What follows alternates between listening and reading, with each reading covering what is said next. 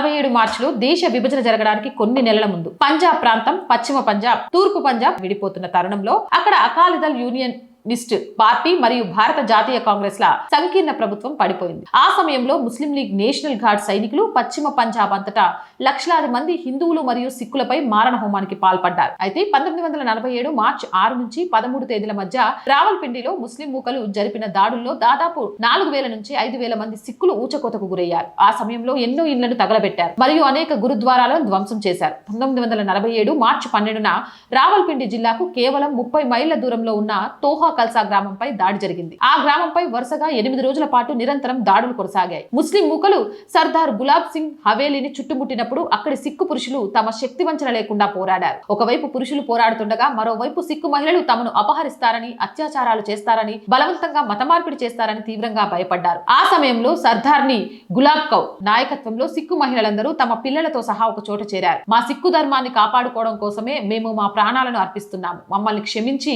మా బలిదానాన్ని స్వీకరించు. ఆ ప్రార్థన ముగిసిన వెంటనే ఆమె మొదటగా బావిలోకి దూకారు.